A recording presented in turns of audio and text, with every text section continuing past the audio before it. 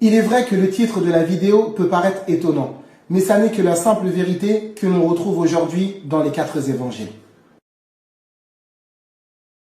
Jésus, que la paix divine soit sur lui, n'a jamais prêché la parole de l'évangile à un seul non-juif. Il n'existe aucune preuve, aucune trace où Jésus s'est tenu devant un étranger pour lui prêcher la parole de l'évangile afin qu'il se convertisse et qu'il se repente de sa mauvaise conduite. Et pourtant, il avait l'occasion de le faire, puisqu'il vivait avec des non-juifs, qu'il était écouté et acclamé par la foule et qu'il était craint par ses adversaires. Et malgré toutes ces choses-là, si tu avais vécu à l'époque du Christ, il ne t'aurait pas prêché la parole de l'évangile.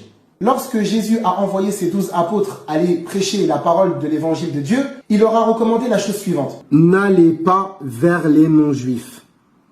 Si tu avais vécu à l'époque de Jésus, il aurait interdit à ses apôtres de venir te prêcher la parole de l'évangile. Jésus a été plus que clair dans ses propos. Il déclare « Ma mission se limite aux brebis perdues du peuple d'Israël ». Pourquoi aujourd'hui les chrétiens nous disent que Jésus est le sauveur de l'humanité? Il y avait dans le temple de Jérusalem un mur que l'on appelle le Soreg.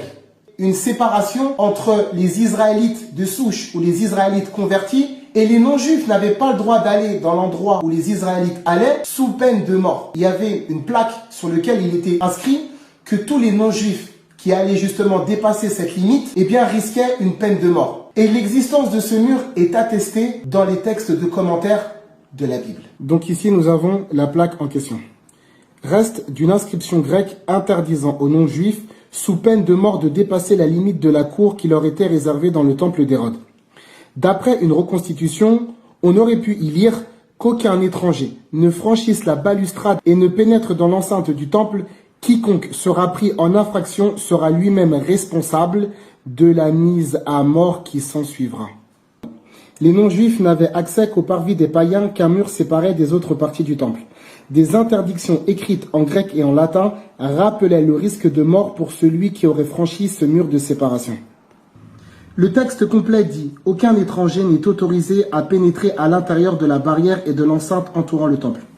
Celui qui sera pris sera responsable pour lui-même de la mort qui s'ensuivra. » Si tu avais vécu à l'époque de Jésus et que tu avais tenté de rentrer dans le lieu réservé uniquement pour les Juifs afin d'écouter le prêche de Jésus, on t'aurait sans doute exécuté. Et il n'y a aucun passage dans les évangiles où Jésus s'est opposé à cela. Selon les textes bibliques, Jésus aurait qualifié les non-juifs comme étant des chiens. Il ne serait pas juste de prendre le pain des enfants de la maison pour le jeter aux petits chiens. Je vais te laisser, Inch'Allah, lire avec moi les textes de commentaires de la Bible afin de savoir qui sont ces petits chiens. Les enfants sont les Israélites qui ont part à l'alliance divine.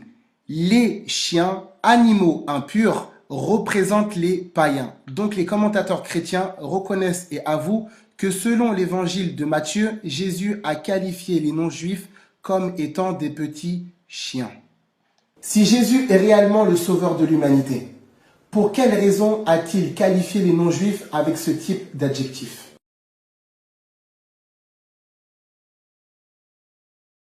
Jésus n'a jamais envoyé ses apôtres aller prêcher l'évangile aux païens.